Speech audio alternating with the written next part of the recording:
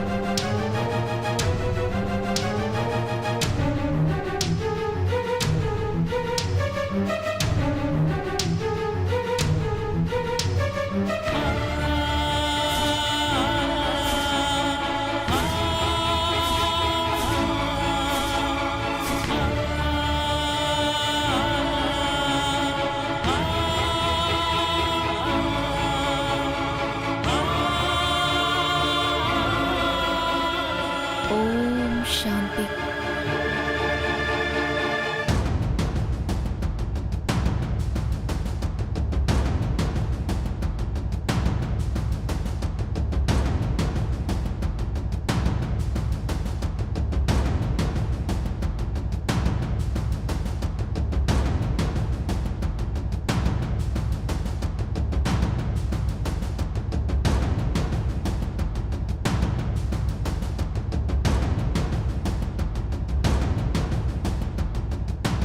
என்னாச்சு பூங்கொடி? ஏன் உன்னை திட்டி இப்படி எல்லாரும் வெளியே தள்ளியிருக்காங்க? தீபிகா, நீ நான் வந்துட்டேன்ல, நான் பாத்துக்கிறேன். நீ வா.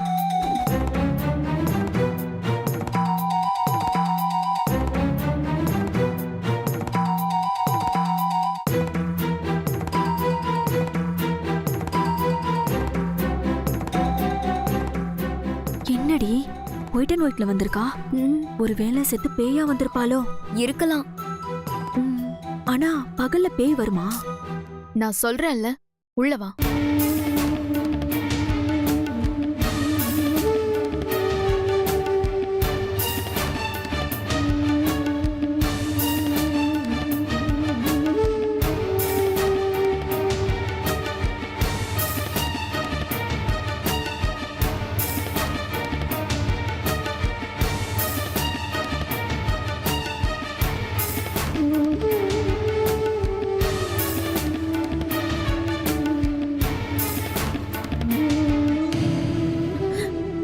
தீபி, எங்க கிட்ட கூட சொல்லாம எங்கம்மா போயிட்ட?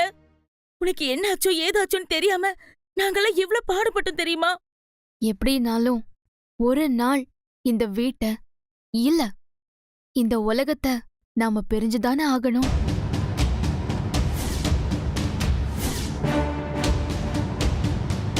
அதுக்கெல்லாம் வருத்தப்படவே கூடாது. ஓம் சாந்தி. என்னடி பேச்செல்லாம் ஒரு மாதிரியா இருக்கு? ஆளும் வெள்ளை வெளியேன்னு ஒரு Dress போட்டுட்டு வந்து நிக்கிற. நீயும் உன் பேச்சு எல்லாமே மாறி இருக்கே. ஆமாம்மா, நான் மாறித்தான் வந்திருக்கேன்.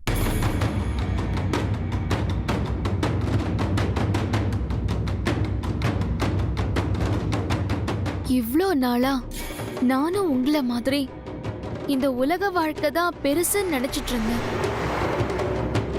நான் அந்த ஜகத்குருஜியை சந்திச்சதுக்கு அப்புறம் தான் எனக்கு உண்மையான வாழ்க்கையே புரிய ஆரம்பிச்சது.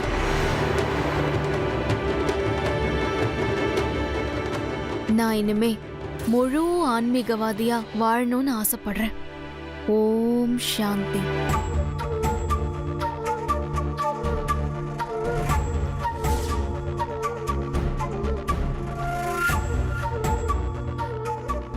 ஆன்மீக வாழ்க்கை வாழணும்னு நினைக்கிறது தப்பு இல்ல.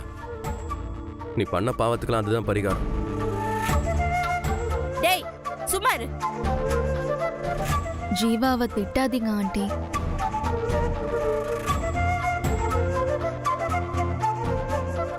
நான் இதுக்கு முன்னாடி பண்ண தப்பெல்லாம் மனசுல வச்சுக்கிட்டு தான் இப்படிலாம் பேசுறாரு. அவர் சொல்றதுலயும் தப்பு எதுவும் இல்லையே. நான் அதுக்கெல்லாம் ஒரு பிராயச்சித்தம் பண்ணணும்னு தான் இங்க வந்திருக்கேன். என்னம்மா இப்படி ஒரு பைத்தியக்காரத்தனமான முடிவு எடுத்திருக்கு. கலர் ட்ரெஸ்ஸோட பாத்தீங்கன்னா நான் பைத்தியமா தான் தெரிவேன். இந்த மாதிரி ஒயிட் ட்ரெஸ் போட்டு பாத்தீங்கன்னா கலர் ட்ரெஸ் போட்டவங்கலாம் பைத்தியமா தெரிவாங்க.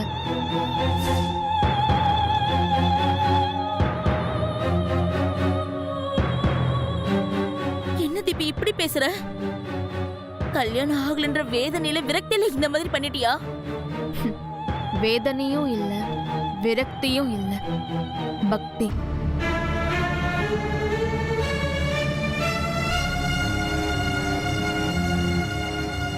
எனக்கு இனிமே எல்லாமே ஜகத்குருஜி மட்டும்தான்.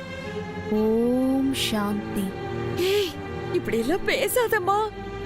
இப்போ நான் பேசிதான் ஆகணும். நான் ஜீவாவை லவ் பண்ணது, கல்யாணம் பண்ணிக்கணும்னு ஆசைப்பட்டது எல்லாமே உண்மைதான். ஆனா என் மனசுல இப்ப அந்த எண்ணம் கொஞ்சம் கூட இல்ல.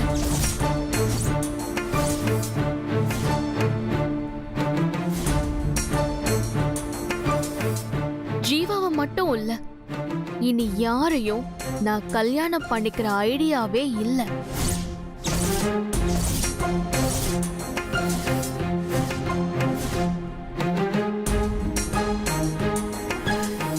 தீபி, ஆமா கிரானி, நான் நல்லா யோசிச்சு பார்த்தேன். பூங்கொடி தான் எல்லா விதத்திலையும் ஜீவாக்கு பொருத்தமானவ, தகுதியானவ.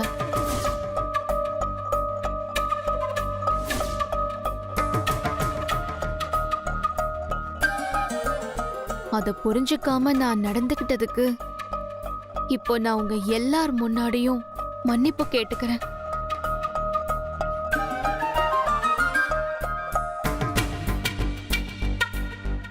நீங்க எல்லாரும் சேர்ந்து அவங்களுக்கு நல்லபடியா கல்யாணம் பண்ணி வச்சிரணும்னு உங்களெல்லாம் கெஞ்சி கேட்டுக்கிறேன்.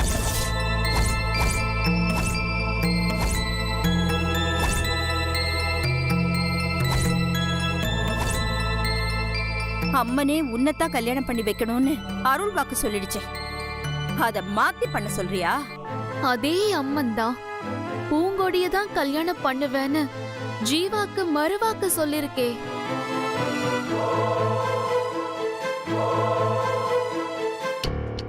இதெல்லாம் என்ன நம்ப சொல்றியா?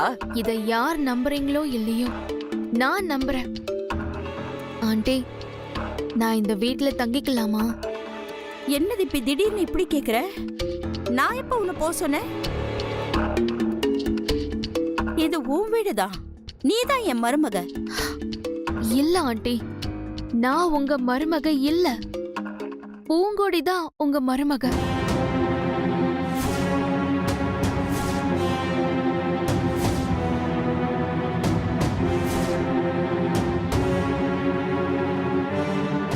நான் இப்போ திரும்பி வந்ததே ஜீவாக்கும் பூங்கொடிக்கும் கல்யாணம் பண்ணி வைக்கிறதுக்காக மட்டும்தான்.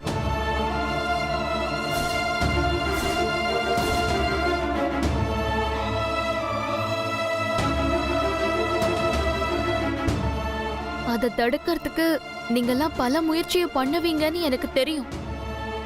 ஆனா அதையும் மீறி அவங்கள சேர்த்து வைக்கணும்.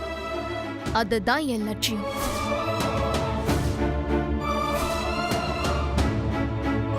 அது நிறைவேற வரைக்கும் நான் இங்க தான் இருப்பேன்.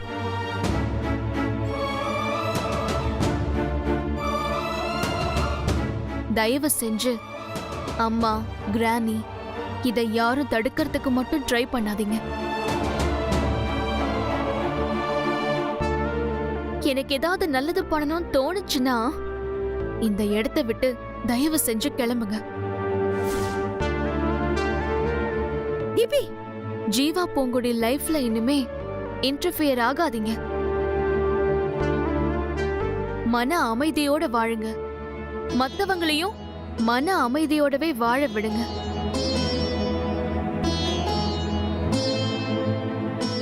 ஓம் சாந்தி.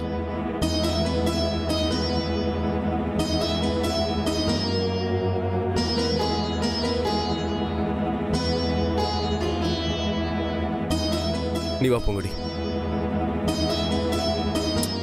வா.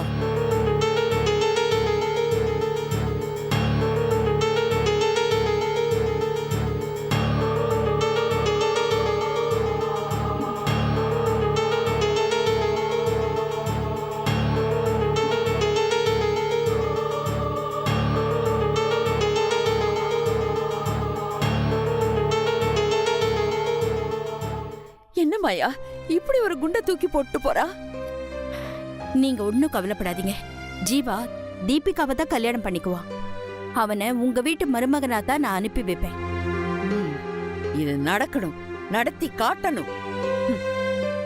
இந்த உலகமே தலைகீழ மாறினாலும் அது நடக்கும். நீங்க தைரியமா போயிட்டு வாங்க. ம்.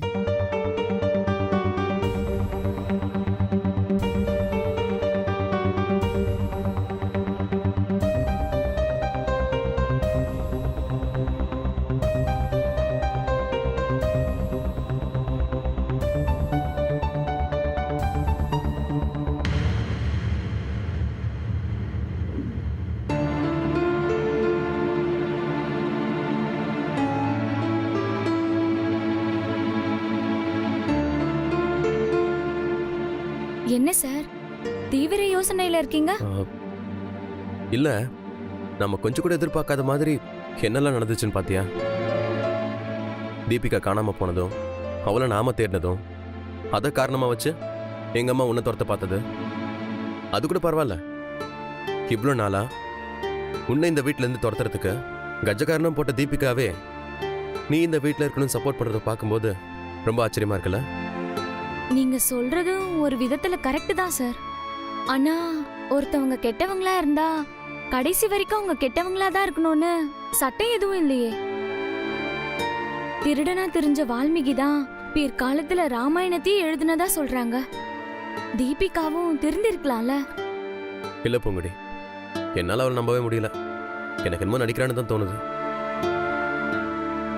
ஏன்னா கல்யாணத்துக்கு முன்னாடி கூட இதே மாதிரி தான் நல்லவளா நடிச்சா. அந்த மாதிரி இந்த தடவையும் ஏதோ ஒரு பிளான் பண்றலன்னு தான் எனக்கு தோணுது.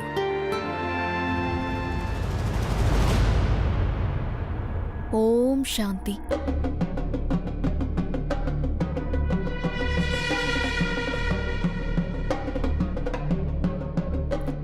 அப்படிலாம் ஒன்றும் இல்லை ஜீவா. நான் ஒரு பிளானும் பண்ணல.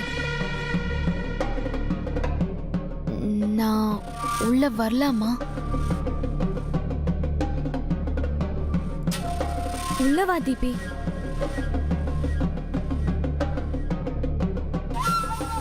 ஓம் சாந்தி. எனக்கு தெரியும் நீங்க என்ன நம்ப மாட்டீங்கன்னு. ஏன்னா உங்களை பிரிக்கிறதுக்கு நான் அந்த அளவுக்கு தப்பு பண்ணிருக்கேன். அதெல்லாம் இப்ப நினைச்சு பார்த்தா எனக்கே ரொம்ப கேவலமா இருக்கு. கல்யாணம் பண்ணிக்கிட்டு சம்சாரியா வாழ்றது ஒரு வாழ்க்கையே இல்ல. துறவரம் தான் உண்மையான வாழ்க்கை, உண்மையான வரோன்னு புரிஞ்சப்போ அந்த சம்சார வாழ்க்கைக்காக நான் எவ்ளோ கீழ்த்தரமா நடந்திருக்கேன்னு எனக்கு புரிஞ்சுது.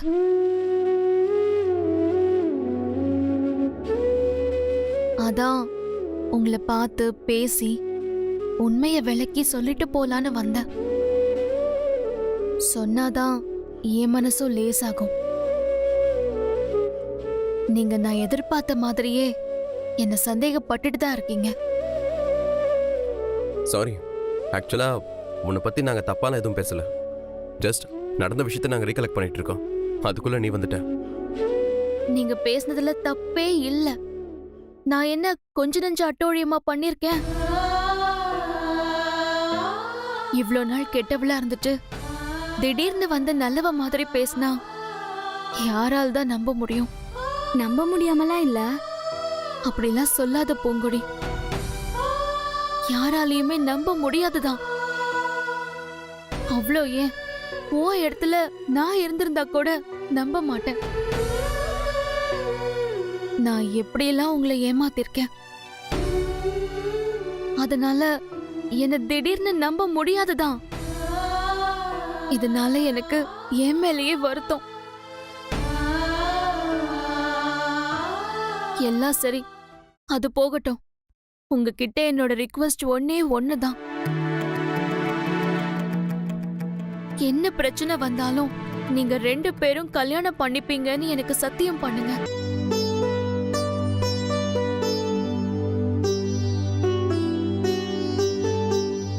பிரச்சனை வந்தாலும் சரி வராட்டியும் சரி, நான் சத்தியம் பண்ணாலும் பண்ணாட்டியும் சரி, இது கண்டிப்பா நடக்கும்.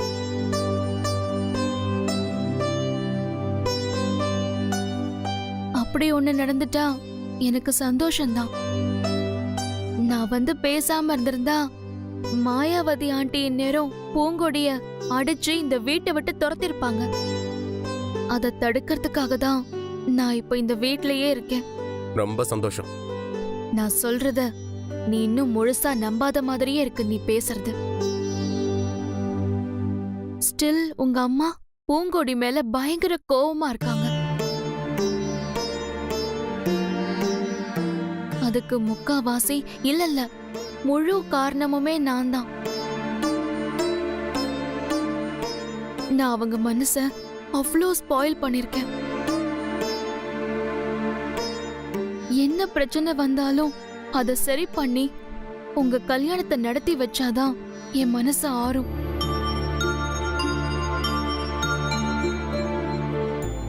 என் பாவமும் போகும், என் ஆத்மாவும் சாந்தி அடையும். இந்த உடம்போட வாழ்க்கை வெறும் கொஞ்ச நாள் தான், ஆனா ஆத்மாவோட வாழ்க்கை தான் ரொம்ப வருஷம். அத சிறப்பா வாழ்றதுக்காக நான் ட்ரை பண்ணிட்டு இருக்கேன். சரி, நம்பிட்டேன். சொல்றதுலயே தெரியுது ஜீவா, நீ என்ன நம்பலன்னு. ஆமா, நான் நம்பல. ஆமா, உனக்கு என்ன தெரியும் ஞானோதயம்? இது ஞானோதயம் மட்டும் இல்ல ஜீவா, நான் பண்ண பாவத்துக்கெல்லாம் பிராயச்சித்தம். தப்பு பண்ணவங்க அதுக்கான தண்டனையை அனுபவிச்சே ஆகணும்னு நீ நம்புறியா இல்லையா? நம்புறேன். நானும் நம்புறேன். அந்த தண்டனையில இருந்து தப்பிக்கிறதுக்காக தான் இந்த பிராயச்சித்தம். எல்லாம் தெரிஞ்சதுக்கு அப்புறமும் தப்பு பண்ணக்கூடாது இல்லையா? நீ என்ன சொல்ற பூங்குடி? ஏன் அமைதியா இருக்க? இதுல நான் சொல்றதுக்கு என்ன இருக்கு? நீ சொல்றதுலதான் எல்லாமே இருக்கு. எனக்கு சந்தோஷமா தான் இருக்கு. நீ திருந்தினது, எனக்காக மாயாவதி மேடம் கிட்ட உறுதியா பேசினது, எங்களுக்கு கல்யாணம் பண்ணி வைக்கணும்னு நினைக்கிறது, இது எல்லாமே நான் சந்தோஷப்படுற மாதிரியான விஷயம்தான். நீ ஒருத்தி என்ன நம்பினா போதும். நீ ஒண்ணு கவலைப்படாத. என் உயிரை கொடுத்தாவது நான் உங்க கல்யாணத்தை நடத்தி வைப்பேன். இது சத்தியம்.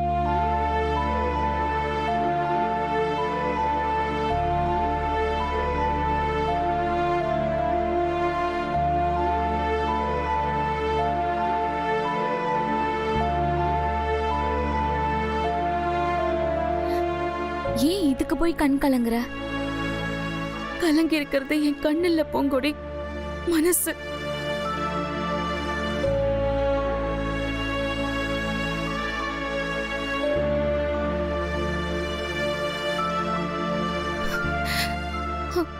சரி, காலேஜுக்கு டைம் ஆயிடுச்சு, நீ கிளம்பலையா? நான் கிளம்பிட்டேன், ரெடி தான்.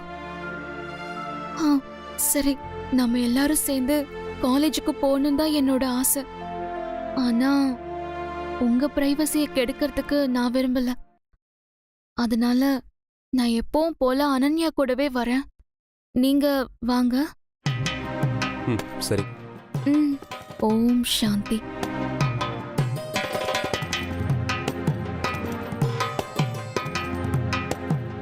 என்ன இவ ஒரேடியா உத்தம வேஷம் போடுறா? ஒருவேளை உத்தமம் இல்லையோ? போங்க சார், அவ்வளோ ஃபீல் பண்றா. நீ வேற அவ்வளோதான் டக்குன்னு நம்பாத, அப்புறம் உன்னை ரொம்ப ஃபீல் பண்ண வச்சிருவா.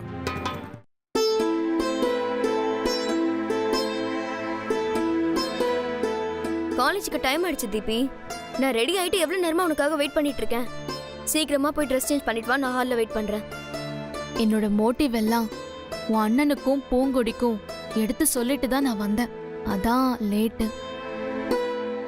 மத்தபடி நானும் ரெடி தான். வா போலாம். நம்ம போறது கோயிலுக்கு இல்ல காலேஜுக்கு. இந்த ட்ரெஸ்ல போனா கண்டிப்பா கிண்டல் பண்ணுவாங்க.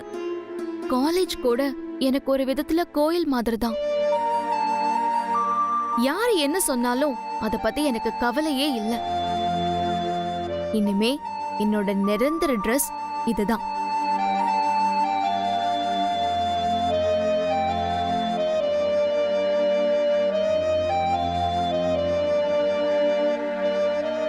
ஏம்மா, விதவிதமா ட்ரெஸ் போட்டு பாக்குற இந்த வயசுல இப்படி சாமியார் கோலத்துல தெரிஞ்சா பாக்குற எங்க மனசு என்ன பாடுபடும்னு தெரியுமா? அதெல்லாம் கொஞ்ச நாள் தான் ஆண்டி. அடுத்து திரும்பவும் பழையபடி மாறிடுவியா?